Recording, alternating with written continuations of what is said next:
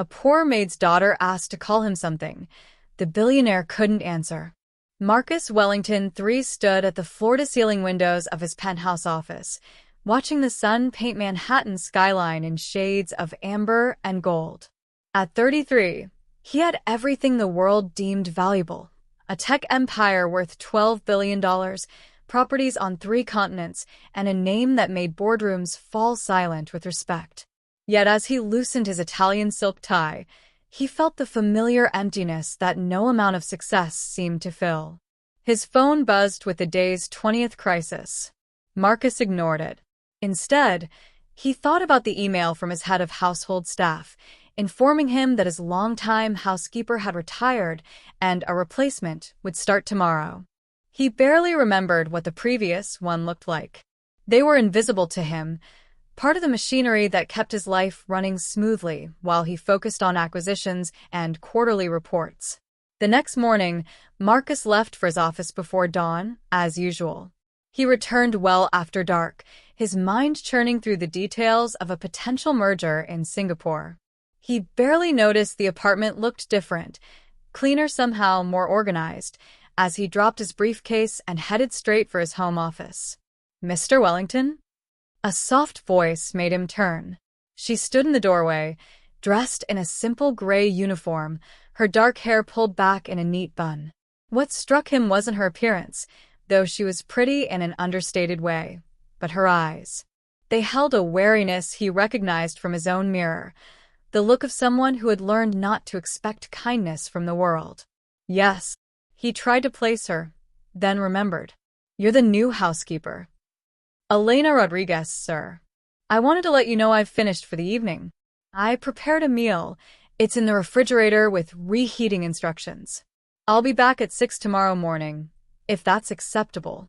Marcus nodded dismissively, already turning back to his computer. "That's fine. The previous arrangement was 6 to 6, correct?" "Yes, sir." She hesitated, and he felt rather than saw it. "I should mention, I have a daughter. She's 3.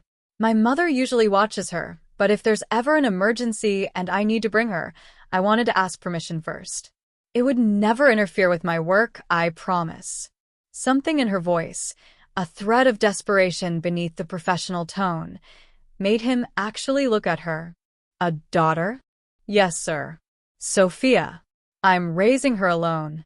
Elena's chin lifted slightly, defensive pride replacing the wariness. "I understand if that's not acceptable. I can make other arrangements." Marcus thought about his own childhood, raised by nannies while his parents built their empire. He thought about the parade of staff who had cared for him with professional detachment, never quite meeting his eyes. "If you need to bring her, bring her. Just keep her quiet and out of the way." The relief that flooded Elena's face was so profound it made him uncomfortable. "Thank you, Mr. Wellington. Thank you so much. I promise you won't even know we're here." Over the following weeks, Marcus barely saw Elena. She moved through his apartment like a ghost, arriving before he woke and finishing her work in the rooms he wasn't using. His meals appeared in the refrigerator, simple, home-cooked food that was surprisingly good. His clothes were cleaned and pressed, his space maintained with an attention to detail his previous housekeeper had never shown. He should have been satisfied.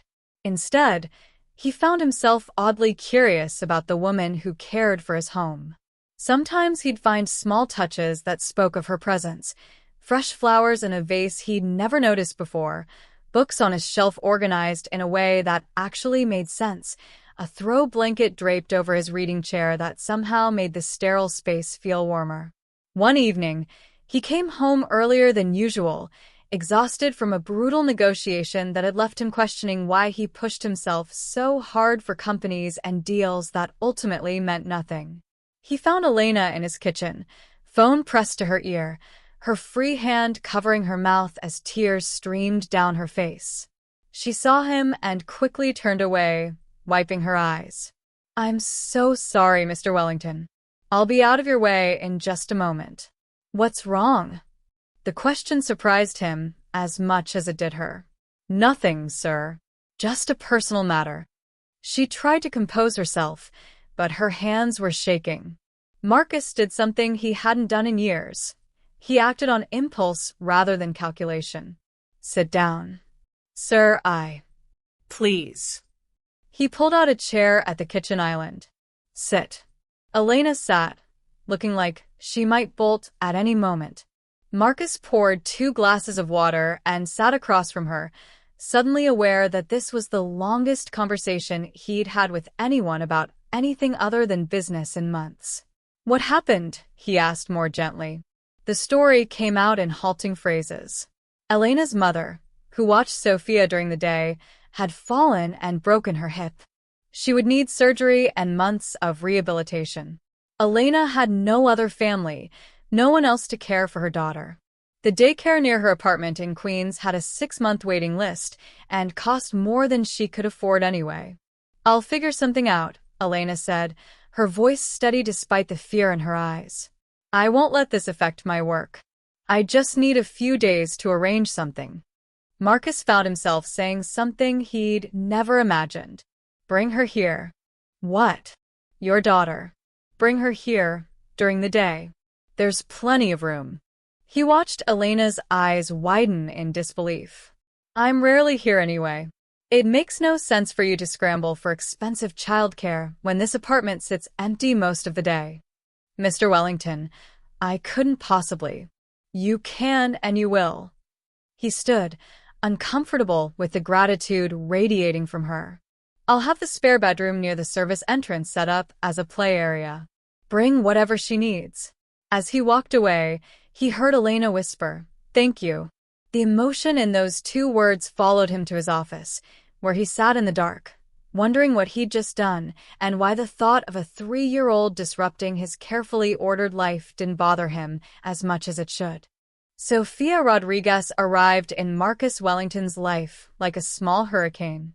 The first morning, he was running late, rushing through his apartment to grab forgotten documents, when he heard it, a giggle, bright and pure as bells, coming from what he'd designated as the playroom.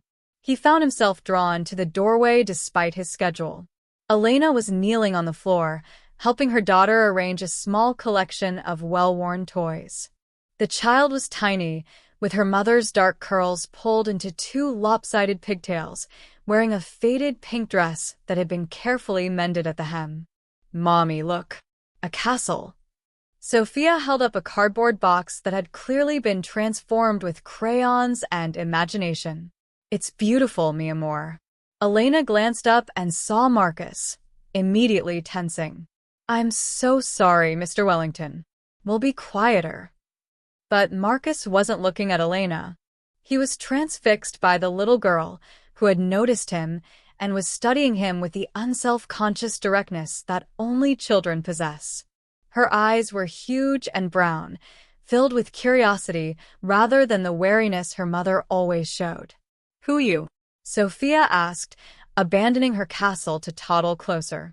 "Sophia, remember your manners," Elena said quickly, standing. "This is Mr. Wellington. He owns this home." "That's a lot of words," Sophia announced seriously, looking up at Marcus. "You have a really tall—" Marcus felt something crack in his chest, something that had been frozen for so long he'd forgotten it could thaw. He crouched down to the child's level, an action that seemed to shock Elena into silence. "You can call me Marcus," he heard himself say. "Marcus," Sophia repeated carefully, then smiled. "I'm Sophia. I'm 3.5. Do you like castles?" I'm not sure," he admitted. "I haven't thought about castles in a very long time." "That's sad," Sophia declared with the absolute certainty of a toddler. "Everyone should think about castles. Mommy says they're where dreams live." Marcus glanced at Elena, who had gone very still. "Your mommy is a wise woman." He should have left then. He was already late for a meeting with investors who didn't tolerate delays. But Sophia had grabbed his hand with her tiny fingers and was pulling him toward her cardboard creation, chattering about dragons and princesses and knights. And Marcus found himself sitting on the floor of his own apartment, listening to a 3-year-old explain the intricate politics of her imaginary kingdom, feeling more present than he had in years. When he finally extracted himself, promising to see the castle again soon, he was 45 minutes late to his meeting. He didn't care. The pattern began the next day. Marcus started finding excuses to be home during the day, something he'd never done in his entire career. He'd work from his home office, and inevitably, he'd hear Sophia's laughter or her endless questions to Elena, and he'd find himself drawn to wherever they were. He learned that Sophia loved dinosaurs and insisted they were just big puppies. He discovered that she had a stuffed rabbit named Mr. Hoppers who needed to be consulted on all important decisions. He watched as Elena patiently taught her daughter letters using a battered set of alphabet blocks, making learning a game filled with giggles. What struck Marcus most was the love between mother and daughter. Elena might be poor in money, but she was wealthy in the things that mattered. She never raised her voice, never seemed too tired to answer Sophia's 1,000th question of the day, never made her daughter feel like a burden despite the obvious weight of their circumstances. One afternoon, Marcus emerged from his office to find Sophia sitting in his living room, a picture book open on her lap. Elena was in the kitchen, preparing his dinner. "Hi, Marcus." Sophia waved enthusiastically. "I'm reading." He sat down beside her, genuinely curious. "What's the story about?" "A little fish who gets lost," Sophia said, her small finger tracing the pictures. "But his daddy finds him. See." She pointed to an illustration of two fish reuniting. "That's a happy ending," Marcus observed. Sophia's face grew serious, the way children's faces do when they're thinking hard about something important. "I don't have a daddy," she said matter-of-factly. "Mommy says he went away before I was born. Do you think that made him sad?" The question hit Marcus like a physical blow. He looked at this tiny person, so full of life and curiosity, trying to understand her own story. "I think," he said carefully, "that any man who missed the chance to know you made the biggest mistake of his life." Sophia considered this, then nodded, apparently satisfied. "Mommy says some people don't know how to love, and that's sad for them. She says I have enough love from her for 10 daddies." "Your mommy is right. Do you have a little girl?" Sophia asked, tilting her head. "No, I don't have any children." "Oh." Sophia patted his hand sympathetically. "That's sad. Kids are really fun. I could share with you if you want. Mommy says sharing is important." Marcus felt his throat tighten. "That's very kind of you, Sophia." From the kitchen, Elena called out, "Sophia, baby, come wash your hands for snack time." Sophia scrambled up but paused, looking back at Marcus. "You can have snack too if you want.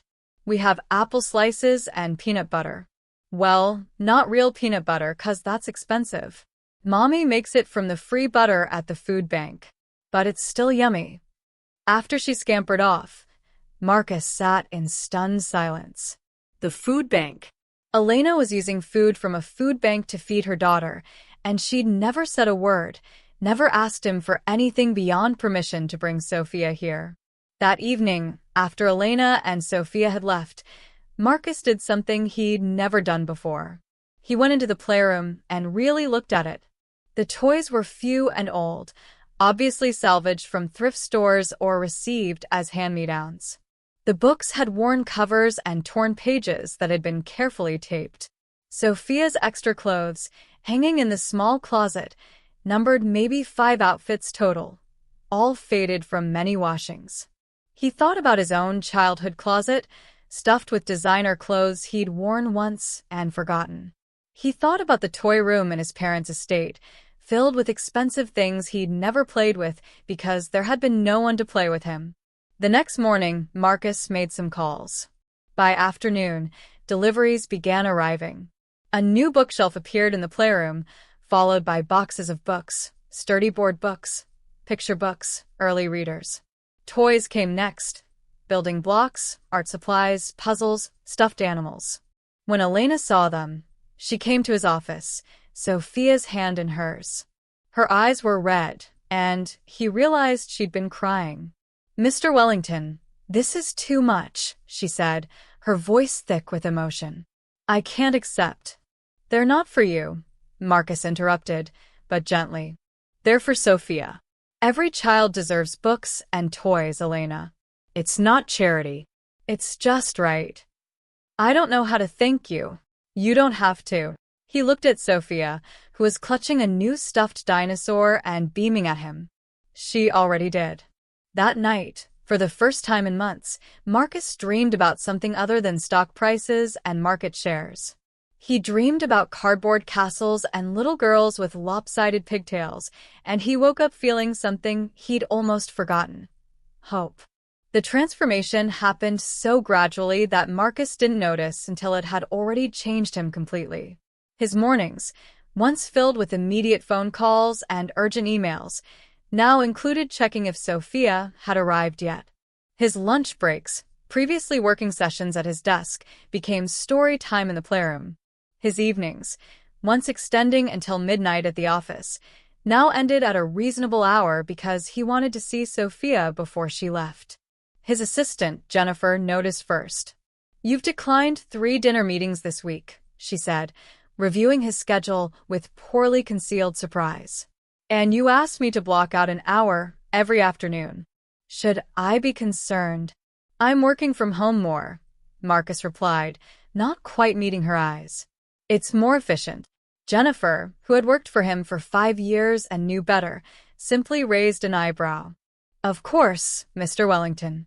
Shall I start scheduling morning meetings later as well? You've been arriving at the office at 9 instead of 7 lately." Marcus wanted to deny it, but couldn't. The truth was, he'd started timing his mornings to coincide with breakfast, not his own, but the one Elena prepared for Sophia. He'd found himself joining them at the kitchen island, sharing toast and fruit while Sophia told elaborate stories about her dreams or asked questions about why the sky was blue or whether dinosaurs could swim. "That's fine," he told Jennifer, then added, "and clear my schedule for next Friday afternoon." "May I ask why?" "There's a parent-child event at the library. Story time and crafts." He paused. "I'm taking Sophia." If Jennifer was shocked, she hid it well. "I'll make sure you're free." The library event was in a neighborhood Marcus had never visited, a community center in Queens where paint peeled from the walls, but the children's section overflowed with love. Sophia held his hand as they entered, her excitement palpable. Elena had offered to come, but Marcus had insisted she take the afternoon for herself. "Have you ever been to a library story time?" Sophia asked, skipping beside him. "No, I haven't." "Really? Not even when you were a kid?" "Not even then." Sophia stopped walking and looked up at him with an expression far too wise for her 3 years. "That's really, really sad, Marcus. But don't worry. I'll show you how it works. You're gonna love it." And somehow, sitting cross-legged on a worn carpet, surrounded by 24 children and their parents, listening to a volunteer read a story about a caterpillar who became a butterfly, Marcus did love it. He loved the way Sophia leaned against him, her small body fitting perfectly against his side. He loved how she grabbed his hand during the craft portion, insisting he help her glue cotton balls onto a paper plate to make a sheep. "Look, Marcus. We made it together." Sophia held up their creation proudly. "Mommy's gonna put it on the refrigerator for sure." "It's a masterpiece," Marcus agreed solemnly and meant it. A woman next to them smiled warmly. "Your daughter is adorable. You two have the same smile." Marcus opened his mouth to correct her, then stopped. Sophia was looking up at him with complete trust and affection, and he realized that explaining she wasn't his daughter would accomplish nothing except make them both feel bad. "Thank you," he said instead. On the subway ride home, Sophia had insisted they take the train like she and her mommy did, rather than his car. She fell asleep against his shoulder, clutching their paper plate sheep and Mr. Hoppers. Marcus looked down at her peaceful face and felt something settle in his chest, a piece of himself he hadn't known was missing clicking into place. When they arrived back at his building, the doorman's eyes widened at the sight of Marcus Wellington carrying a sleeping child through the lobby. Marcus didn't care. He carried Sophia up to the apartment, where Elena was preparing dinner, her eyes widening when she saw them. "She fell asleep on the train," Marcus whispered, not wanting to wake her. Elena moved to take her, but Marcus shook his head. "Let me put her down." He carried Sophia to the small couch in the playroom and gently laid her down, covering her with a soft blanket he'd bought the week before. As he straightened, he found Elena watching him with an unreadable expression. "Thank you for taking her today," she said softly. "She hasn't stopped talking about it all week." "I enjoyed it." Marcus surprised himself with how much he meant it. "Elena, can I ask you something?" "Of course." "Sophia's father. Does he ever see her?" Elena's expression hardened, a rare flash of anger breaking through her usual composure. "He doesn't even know she exists. When I told him I was pregnant, he made it very clear that he wanted nothing to do with us. Said a baby would ruin his life." She laughed bitterly.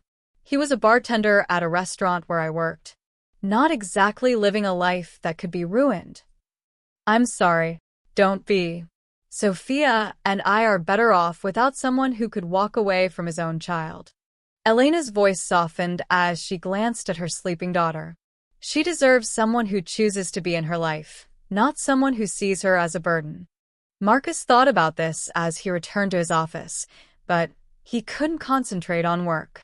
His mind kept drifting to Sophia's question from weeks ago. "Do you have a little girl?" and her generous offer. "I could share with you if you want." Over the following weeks, Marcus found himself doing things he'd never imagined. He learned how to braid hair, poorly, but Sophia insisted his attempts were perfect. He memorized the words to every song from Sophia's favorite animated movies. He discovered that he could make her laugh hysterically by doing silly voices when reading stories. He also started noticing things about Elena that went beyond her role as his housekeeper. The way she never bought anything for herself, but saved every extra penny for Sophia. How she'd stay up late after Sophia fell asleep, mending clothes or packing lunches for the next day. The quiet strength in the way she carried the weight of single parenthood without complaint. One evening, Marcus found Sophia crying in the playroom, her usual cheerfulness replaced by heartbroken sobs. Elena was trying to comfort her, but the little girl was inconsolable. "What happened?" Marcus asked, immediately concerned. "There's a father-daughter dance at her playgroup next month," Elena explained, her own eyes glistening. "All her friends are going with their daddies. She's upset because she doesn't have one to take her." Sophia looked up at him, tears streaming down her face. "All the kids have daddies except me. Why don't I have a daddy, Marcus? Am I bad?" The question shattered something in Marcus. He knelt beside her, taking her small hands in his. "No, Sophia. You are not bad. You are wonderful and perfect and so loved. But I want to go to the dance," she hiccuped. "I want a daddy like the other kids." Marcus looked at Elena, who gave him a small, sad nod, permission, he realized, for what he was about to say. "What if I took you?" he asked Sophia gently. She stared at him, her tears stopping mid-flow. "Really? You would do that?" "I would be honored to take you to the father-daughter dance." Sophia launched herself at him, wrapping her small arms around his neck. "Thank you, thank you, thank you." Then she pulled back, her expression turning serious. "But Marcus, you're not my daddy." The innocent statement hung in the air, heavy with truth and longing and questions that 3-year-olds shouldn't have to ask. "No," Marcus agreed quietly. "I'm not your daddy, Sophia." "Then what are you?" she asked, her voice small and confused. "What should I call you?" Marcus looked into her eyes, then at Elena's, and realized he didn't have an answer. He was her mother's employer. He was a man who had somehow become entangled in their lives. He was someone who cared about this child more than he'd ever cared about anything. But what did that make him? What right did he have to any title in her life? "I don't know," he admitted, his voice rough with emotion. "I don't know what to call me, Sophia." The question haunted Marcus for days. What was he to Sophia? What right did he have to insert himself into her life, into their lives? He was a billionaire who had bought his way into moments he hadn't earned, offering gifts and time as if that could substitute for the real thing. Yet he couldn't stay away. The father-daughter dance loomed ahead, and Marcus found himself doing something completely out of character. He was nervous. He'd negotiated billion-dollar deals without breaking a sweat, but the thought of disappointing a 3-year-old girl made his hands shake. He took Sophia shopping for a dress, Elena reluctantly agreeing when Sophia had begged. The little girl tried on a dozen options, twirling in front of mirrors, but it was a pale blue dress with silver stars that made her gasp. "It's like the sky," she exclaimed. "Like when me and Mommy look at stars from our window." "Then it's perfect," Marcus said, ignoring the price tag that made the saleswoman's eyes widen. "Marcus." Sophia's voice was hesitant as they left the store, her small hand in his. "Can I ask you something?" "Always." "Why are you so nice to me and Mommy? The kids at playgroup say rich people are mean. But you're not mean." Marcus stopped walking, crouching down to her level on the busy sidewalk. "Sophia, having money doesn't make someone mean or nice. What matters is what's in here." He gently touched her chest, over her heart. "Your Mommy has taught you that, hasn't she?" Sophia nodded seriously. "Mommy says being rich is about how much love you have, not how much money. Your Mommy is the wisest person I know. She says you have a good heart, but it was sleeping for a long time. She says me and her are helping it wake up." Sophia tilted her head. "Does your heart feel more awake now?" Marcus felt his eyes sting. "Yes, sweetheart. It feels very awake." The night of the dance, Marcus arrived at the apartment in a suit but no tie, dressed down at Sophia's insistence that dances aren't supposed to be too serious. Elena had done Sophia's hair in an elaborate braid woven with small flowers, and when the little girl emerged in her blue dress, she looked like something from a fairy tale. "You look beautiful, Sophia," Marcus said, his voice thick. "You look beautiful too," she replied seriously, making both adults laugh. At the door, Elena caught Marcus's arm. "Thank you," she whispered. "You have no idea what this means to her. To us." Marcus wanted to tell her that she had it backward, that Sophia had given him more than he could ever repay. But Sophia was tugging on his hand, eager to leave, so he simply nodded. The dance was held in a decorated gymnasium, filled with fathers and daughters of all ages. Marcus felt completely out of his depth as he walked in, Sophia's hand in his, until she looked up at him and smiled with such pure joy that his nervousness evaporated. They danced to silly songs that made Sophia giggle. They made crafts, another sheep, this time with pipe cleaner legs. They ate cookies and punch, and Sophia introduced him to every single person in the room as my friend Marcus.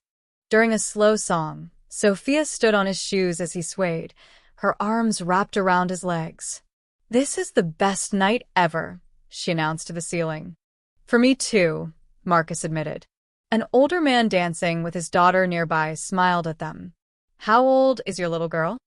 3, Marcus said, because in this moment, that was all that mattered. "Treasure these moments," the man said. "They grow up so fast. My daughter is 7 now, and I swear she was 3 just yesterday." After the dance, Marcus carried a sleepy Sophia back to the apartment. Elena met them at the door, and Sophia roused just enough to tell her mother, "Mommy, it was magical. Marcus is the best dancer in the whole world." "I'm sure he is, mi amor," Elena said, taking her daughter. "Let's get you to bed." "Can Marcus tuck me in?" Sophia asked, her eyes already closing. Elena looked at Marcus questioningly, and he nodded. He followed them to the small room off the kitchen that Elena had turned into a tiny bedroom for Sophia, a space barely bigger than a closet, but filled with love. He sat on the edge of the narrow bed, while Elena helped Sophia change into pajamas. "Marcus." Sophia's voice was drowsy. "Can I tell you a secret?" "Of course." "Sometimes at night, when I say my prayers, I ask God to send me a daddy." She yawned. I think maybe God sent you. You're not a daddy yet, but maybe you could practice? Mommy says practice makes perfect. Marcus couldn't speak. He looked helplessly at Elena, who had tears streaming down her face. Sleep now, sweet girl, Elena managed to say, kissing her daughter's forehead. Love you, Mommy. Love you, Marcus, Sophia mumbled, already drifting off. Outside in the hallway, Elena and Marcus stood in silence. Finally, Elena spoke. I'm sorry. She's been asking so many questions lately about fathers and families. I didn't know she would. Don't apologize, Marcus interrupted. Elena, I need to tell you something. These past few months, being with Sophia, being with you both, it's changed everything for me. Mr. Wellington. Marcus. Please. I'm not your employer when I'm braiding Sophia's hair or reading her bedtime stories. I'm just Marcus. Elena nodded, wrapping her arms around herself. What are you saying?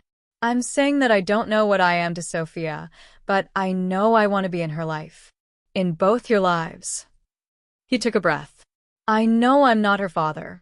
I know I haven't earned any right to her. But Elena, I love that little girl. Somewhere along the way, she became the most important person in my world. She loves you too, Elena whispered. It scares me how much. Marcus, you're a billionaire. You live in a different universe than we do.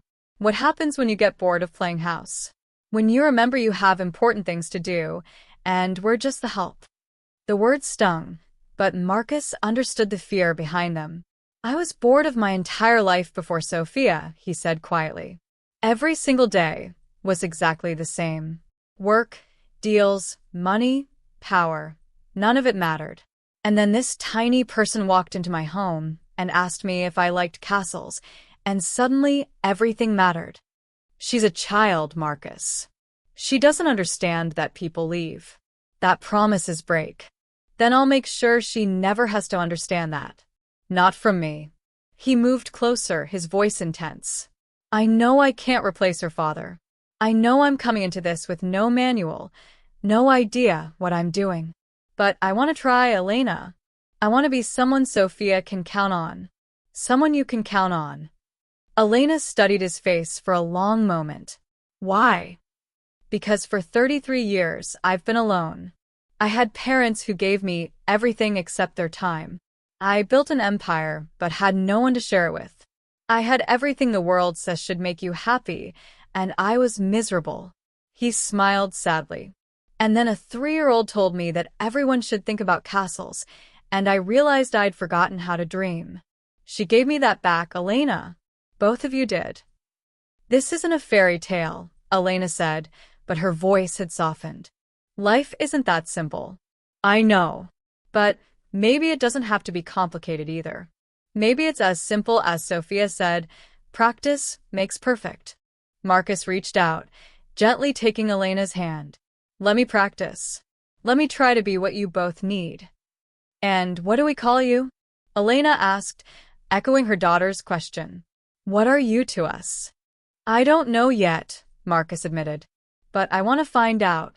Together. 3 months later, Marcus stood in a place he'd never imagined himself, a family court in Manhattan.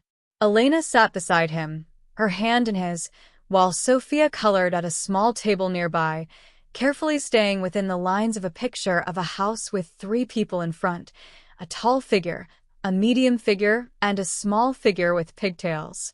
Mr. Wellington, Ms. Rodriguez, the judge said, reviewing the papers before her. This is an unusual petition. Marcus had spent the last 3 months learning what it meant to truly be part of a family. He'd experienced Sophia's first illness, a terrifying bout of flu that had sent him into a panic until Elena calmly showed him how to comfort a sick child. He'd attended his first parent-teacher conference at Sophia's playgroup, where her teacher had smiled knowingly when he and Elena arrived together. He'd learned to cook simple meals under Elena's patient instruction because he'd wanted to contribute to the life they were building. He'd also done something he'd never done before. He'd put someone else's needs before his own. When Sophia needed new shoes, He'd taken her shopping instead of attending a crucial board meeting. When Elena's mother needed help with medical bills, he'd handled them without a second thought. When Sophia had nightmares, he'd been the one to sit with her in the dark, reading stories until she felt safe enough to sleep. And somewhere in those 3 months, his relationship with Elena had shifted too. Late nights talking after Sophia was asleep had revealed a woman of remarkable strength and grace. Shared laughter over Sophia's antics had created inside jokes and comfortable silences. Working together to give Sophia the best life possible had built a partnership that felt more real than any business dealing Marcus had ever been part of. "Your Honor," Marcus said now, his voice steady despite the nerves, "I understand this is unconventional. I'm not Sophia's biological father, but I want to be her legal guardian. I want to give her the stability and security that every child deserves." "And you, Ms. Rodriguez?" the judge asked. "Your agreement with this arrangement?" Elena squeezed Marcus's hand before speaking. "Your Honor, 3 months ago, if someone had told me I'd be here, I would have thought they were crazy. But Marcus has proven himself every single day. Not with money or gifts, though he's generous with those, but with time and love and consistency. He shows up. He keeps his promises. Sophia trusts him completely, and so do I." The judge turned her attention to Sophia. "Young lady, can you come here for a moment?" Sophia looked to Elena, who nodded encouragingly. The little girl approached the judge's bench, Mr. Hoppers clutched in her arms. "Sophia, I need to ask you some questions. Is that okay?" "Okay," Sophia said, her voice small in the formal courtroom. "Do you know why we're here today?" Sophia nodded. "Marcus wants to be my guardian angel. Mommy explained it. It means he promises to always take care of me and help Mommy, and we all become an official family, kind of like being married but different." The judge smiled. "And how do you feel about that?" "I feel happy," Sophia said simply. "Marcus is my best friend.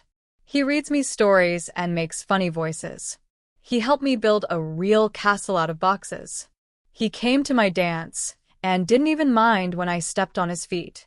And he makes Mommy smile a lot, which is the best part." "Those are very good reasons," the judge agreed. "One more question, Sophia. What do you call Marcus?" The question that had started everything. Sophia looked back at Marcus, her face thoughtful. "I asked him that once before, and he didn't know the answer. But I think I figured it out." "What's your answer?" the judge asked gently. Sophia's face lit up with a smile. "He's Marcus. He's just Marcus. He doesn't have to be my daddy, or my uncle, or anything else. He's Marcus, and he's ours, and we're his. That's enough, right?" Marcus felt tears streaming down his face, no longer caring who saw them. Elena was crying too, and even the judge's eyes looked suspiciously bright. "Yes, sweetheart," the judge said, her voice warm. "That's more than enough. That's everything." She signed the papers, and just like that, everything changed and nothing changed. Marcus was now legally responsible for Sophia's well-being, but he'd taken on that responsibility the moment she'd first smiled at him and asked if he liked castles. Outside the courthouse, Sophia insisted they celebrate with ice cream. As they sat in a small shop, Sophia between Marcus and Elena, chocolate ice cream somehow covering more of her face than was in her mouth, Marcus reflected on how utterly his life had transformed. His apartment was no longer a sterile showplace, but a home filled with toys and laughter. His calendar included playgroup events and library story times alongside board meetings. His heart, which had been encased in ice for so long, had thawed completely. "Marcus," Sophia said, interrupting his thoughts. "Can I tell you something?" "Always." "I don't need you to be my daddy anymore," she said seriously. "I used to think I needed a daddy like the other kids, but I was wrong. I just needed you. Just Marcus. Is that okay?" He pulled her close, kissing the top of her head. "That's more than okay. That's perfect." Elena reached across the table and took his hand.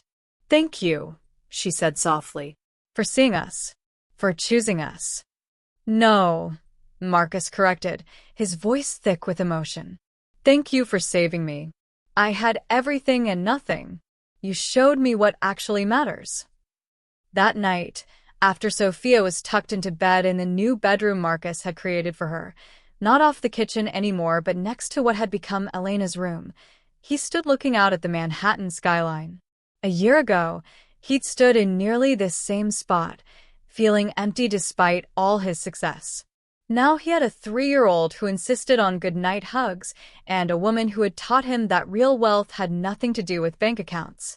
He had family dinners and bedtime stories and the knowledge that someone was waiting for him to come home. His phone buzzed with an email from his assistant. Another lucrative deal was on the table, one that would require months of travel and all his attention. A year ago, he would have jumped at it. Now, he deleted the email without a second thought. There would be other deals. There was only one Sophia, only one Elena, only one chance to get this right. Marcus. Sophia's voice called from her bedroom. I can't sleep. He went to her immediately, finding her sitting up in bed, Mr. Hopper's in her lap. What's wrong, sweetheart? Nothing's wrong, she said. I just wanted to make sure you're really here, that this isn't a dream. Marcus sat on the edge of her bed, smoothing her curls. I'm really here, and I'm not going anywhere. Promise. Promise. Sophia smiled and lay back down. Okay. Good night, Marcus. I love you. I love you too, Sophia. As he turned to leave, she called out one more time. Marcus? When I asked you what you were to me, and you couldn't answer, I'm glad you didn't know. 'Cause if you had an answer right away, it would have been the wrong one. The right answer needed time to grow, like a flower. Mommy told me that. Marcus looked back at this wise little girl who had changed his entire world.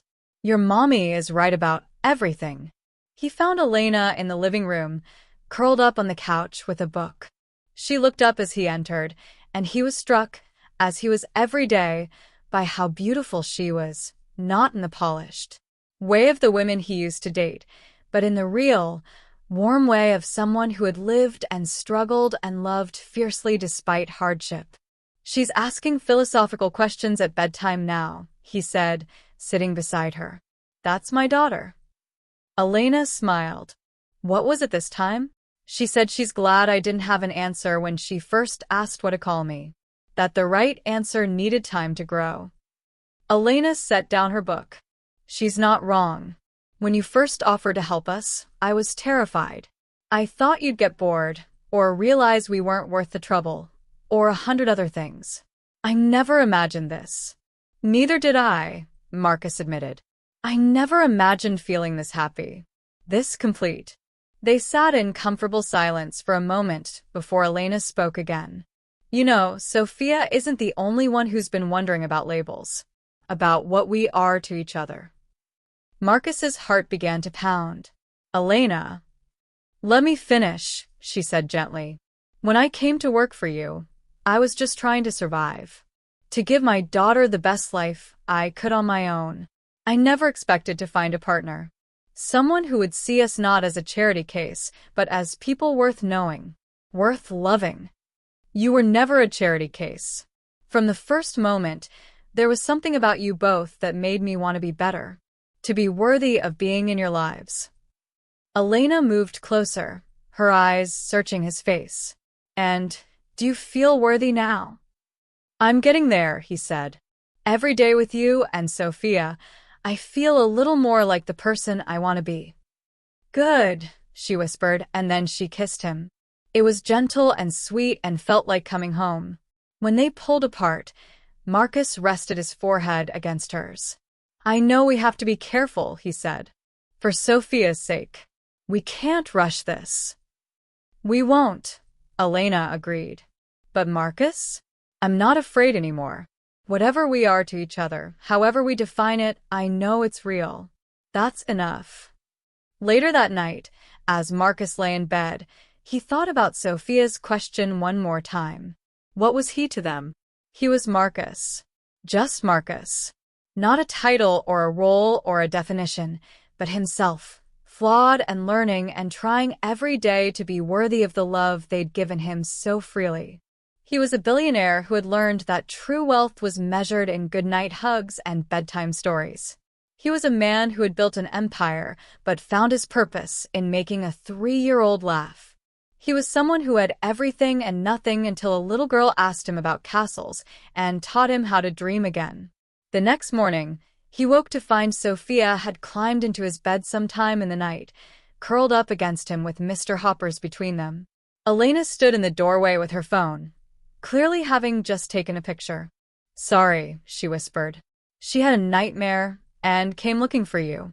I found her like this an hour ago and didn't have the heart to move her." Marcus looked down at the sleeping child, her face peaceful and trusting. "Don't apologize. This is perfect." And it was.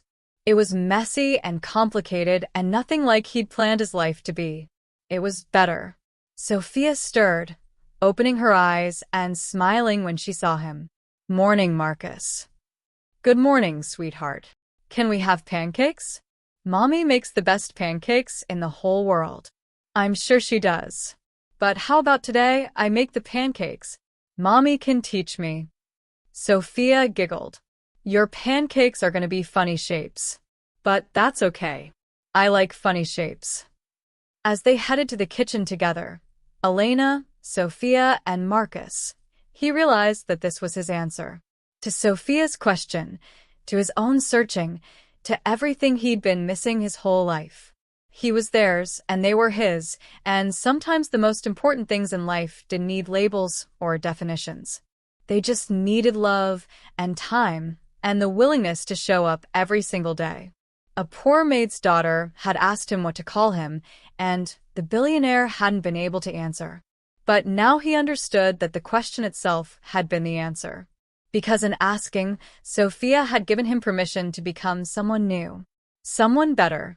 Someone who knew that the greatest fortune wasn't in his bank account, but in the sound of a little girl's laughter and the warmth of a family built not on blood, but on choice. He was Marcus. Just Marcus. And that was everything.